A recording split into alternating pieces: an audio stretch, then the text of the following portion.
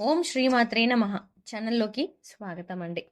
ఈరోజు ఈ వీడియోలో మిథున రాశి వారు ఆగస్టు నెల 8, 9 తేదీల్లో కాస్త మీరు జాగ్రత్తగా ఉండవలసిందిగా సూచించడమైనది. అలాగే వాళ్ళకి ఈ నెలలో ఇద్దరు దేవతలు మీ ఇంటికి రాబోతున్నారు. ఆ ఇద్దరు దేవతలు ఇంటికి వచ్చి ఏదో సంకేతాన్ని ఇవ్వబోతున్నారు. అయితే ఆ 2 రోజుల్లో మీరు ఎటువంటి జాగ్రత్తలు తీసుకోవాలి? మీరు చేసే పనులు ఏ విధంగా చేసుకుంటే వాళ్ళకు అనుకూలంగా ఉంటుంది? ఏ ఇద్దరు దేవతలు మీ ఇంట్లో అడుగుపెట్టి అనుగ్రహం ఇవ్వబోతున్నారు? వారికి ఏ సంకేతం ఇవ్వబోతున్నారు అనే ప్రశ్నలకు సమాధానంతో పాటుగా, ఈ సమయంలో మీరు చేసుకోవాల్సిన దేవతారాధన, అలాగే పాటించవలసిన పరిహారాల గురించి ఈ వీడియోలో మనం వివరంగా తెలుసుకుందాం. కానీ అంతకంటే ముందుగా మీరు కనుక మన ఛానల్‌ని ఇప్పటివరకు సబ్స్క్రైబ్ చేసుకోకపోతే, వెంటనే సబ్స్క్రైబ్ చేసుకొని పక్కనే వచ్చిన బెల్ ఐకాన్ నొక్కి ఆల్ సెలెక్ట్ చేసుకుంటే, మేము ఇలాంటి వీడియోస్ అప్‌లోడ్ చేయగానే ముందుగా మీకు నోటిఫికేషన్ వస్తుంది. ఇక వివరాల్లోకి వెళ్తే, ఈ రాశి వారి వ్యక్తిత్వం చాలా సున్నితంగా ఉంటుంది.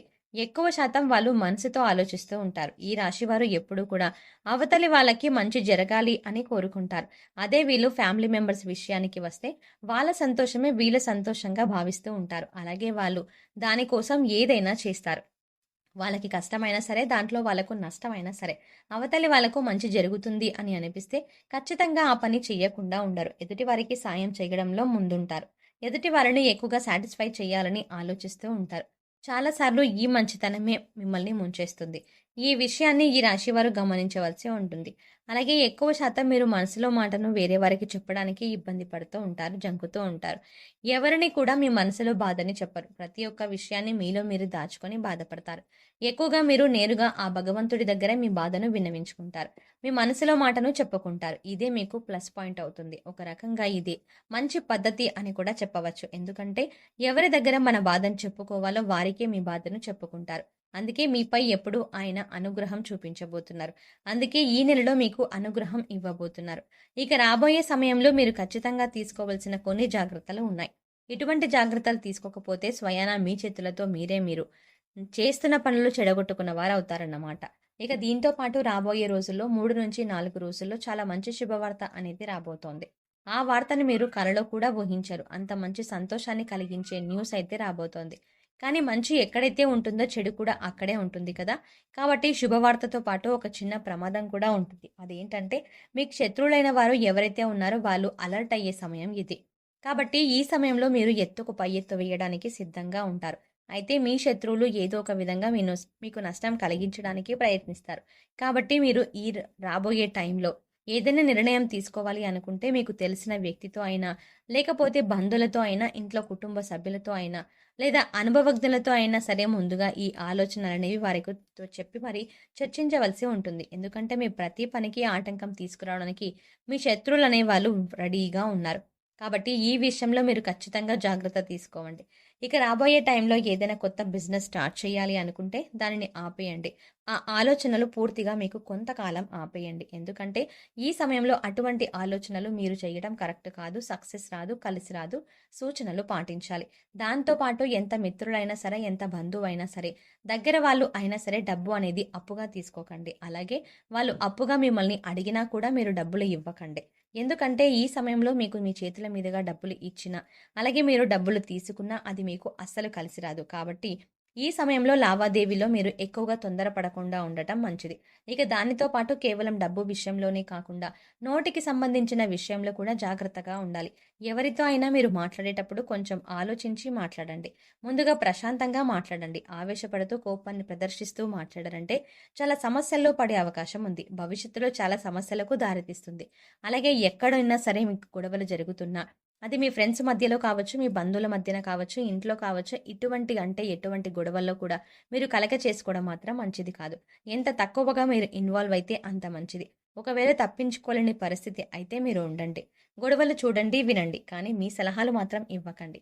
ఇక మీకు రాబోతున్న అతిపెద్ద శుభవార్త ఏదైతే ఉందో, మీరు ఇప్పటిదాకా అనుకున్న పనులు మొదలుపెట్టి ఆగిపోయిన పనులు అన్నీ కూడా పూర్తవుతాయి. ఈ సమయంలో పెండింగ్‌లో ఉన్న పనులు అన్నీ కూడా పూర్తి చేసేస్తారు. ఏవైనా నూతన వస్తువులు లేదా గృహోపకరణాలు కొనాలి అంటే ఇది అనుకూలమైన సమయం. అలాగే గతంలోకి తీసుకున్న రుణాలు తీర్చడానికి ఇప్పుడు సమయం అనుకూలిస్తుంది. అలాగే మీకు రావాల్సిన ధనం ఏవైతే మొండి బకాయిలు ఉన్నాయో అవి వసూలు చేసే అవకాశం ఏర్పడుతుంది. డబ్బులు మీ చేతికి అందే అవకాశం ఉంది. కుటుంబ సమస్యలు, బంధువుల్లో సమస్యలు, అలాగే కోర్టుకి సంబంధించిన సమస్యలు ఇలాంటివన్నీ సమస్యలు తగ్గుతాయి.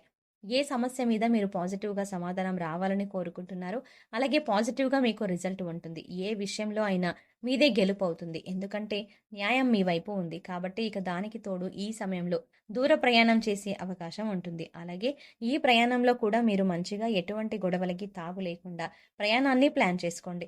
కుటుంబ సభ్యులతో సంతోషంగా ఉంటారు. మీ ప్రణాళికని బట్టి మీ ప్రయాణం విజయవంతం అవుతుంది. ఎక్కువ శాతం మీ మైండ్‌ని ప్రశాంతంగా ఉంచుకోండి. మీ కులదైవం కావచ్చు, మీకు ఇష్టదైవం కావచ్చు, ఎవరో ఒకరు మంత్రాన్ని స్మరిస్తూ ఉండండి. ఇక ఈ నెల అంతా కూడా మీకు వీలైతే తప్పకుండా ప్రతినిత్యం దేవాలయానికి వెళ్లి దైవ దర్శనం చేసుకోండి. లేదు కుదరలేదు అన్న పక్షంలో కనీసం ఆ దైవం పేరునైనా స్మరిస్తూ ఉండండి. మీకు అంతా మంచి జరుగుతుంది. ఇక దీంతో పాటు మీ ఆరోగ్యం విషయంలో కూడా మీరు జాగ్రత్తలు తీసుకోవాలి. ఎందుకంటే ఈ సమయంలో మీకు అరుగుదలకి సంబంధించిన సమస్యలు ఎదురుకావచ్చు. గ్యాస్ వల్ల ఇబ్బంది పడవచ్చు. కాబట్టి సమయానికి ఆహారం తీసుకోవటం చాలా అవసరం. ఎక్కువగా టెన్షన్ పడవలసిన అవసరం లేదు. కాస్త శ్రద్ధ వహించండి.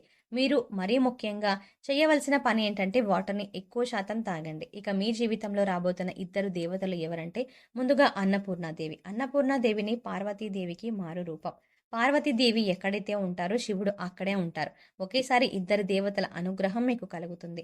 అన్నపూర్ణాదేవి అనుగ్రహం ఉంటే మనం ప్రతిరోజు కూడా ఆహారం కోసం ఎదురు చూడవలసిన అవసరం లేదు. అలాగే అన్నపూర్ణాదేవి అనుగ్రహం కోసం ప్రతిరోజు కూడా మీరు వంటగదిని శుభ్రంగా ఉంచుకోవాలి. కాబట్టి ఈ సమయంలో మీరు ఖచ్చితంగా నైట్ టైం పడుకునేటప్పుడు మీ ఉత్తర దిక్కులో మీ కిచెన్‌లో ఎక్కడైతే ఉత్తర దిశ ఉంటుందో రాత్రి పడుకునేటప్పుడు మీ కిచెన్ అంతా శుభ్రం చేసేసుకొని నార్త్ సైడ్ చక్కగా ఒక నెయ్యితో దీపం వెలిగించాలి.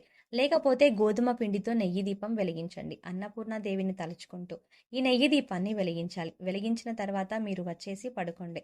మరుసటి రోజు ఉదయాన్నే కొండెక్కిన ఆ దీపాన్ని తీసేసి గోధుమ పిండి దీపాన్ని తీసి ఆవుకి కానీ కుక్కకి కానీ తినిపించండి. నిత్యం మీ మీద అన్నపూర్ణాదేవి కటాక్షం అనేది ఉంటుంది. ఇక రెండోది దనిత్రాదేవి. దళిత్రుదేవ అంటే దేవునికి అందరికీ కూడా వైద్యం చేసేవాళ్ళు అన్నమాట. ఇక ఎక్కడైతే ధనిత్రీదేవి కూడా ఉంటుందో అక్కడ ఎటువంటి ఆరోగ్య సమస్యలు ఉండవు. కాబట్టి ఈ ఇద్దరు దేవతలు మీ ఇంటికి రాబోతున్నారు. మరిన్ని శుభ ఫలితాలు పొందడం కోసం మిథున రాశి వారు చేయవలసిన దేవతారాధన చూసుకున్నట్లయితే ఈ నెలంతా అన్నపూర్ణాదేవి కటాక్షం కోసం ఆమె పేరు నిత్యం పారాయణం చేయడం వల్ల కుటుంబ సభ్యుల యొక్క ఆరోగ్యం అనుకూలంగా ఉంటుంది. ఎటువంటి ఆకలి బాధ దరిచేరవు. ఈ సమయంలో మరింత అభ్యున్నతిని పొందడం కోసం మీరు పాటించవలసిన పరిహారాలు చూసుకున్నట్లయితే అన్నపూర్ణాదేవి ఆలయంలో అన్నదానం చేయించండి. అలాగే ఆవులకు గడ్డిని తినిపించండి. సో చూసారు కదండి, మిథున రాశి వారికి 8, 9 తారీఖుల్లో వినబోయే శుభవార్తలు, మీ ఇంటికి రాబోతున్న ఇద్దరు దేవతలు, అలాగే ఈ 2 రోజుల్లో ఎటువంటి జాగ్రత్తలు తీసుకోవాలి అనే అంశాలతో పాటుగా ఈ సమయంలో మీరు చేసుకోవలసిన దేవతారాధన అలాగే పాటించవలసిన పరిహారాల గురించి ఈ వీడియోలో మనం వివరంగా తెలుసుకున్నాం కదా. ఈ వీడియో మీకు నచ్చినట్టయితే లైక్ చేసి మీ ఫ్రెండ్స్ అండ్ ఫ్యామిలీ మెంబర్స్లో మిథున రాశి వారు ఎవరైనా ఉంటే వారితో మర్చిపోకుండా ఈ వీడియోని షేర్ చేసుకోండి.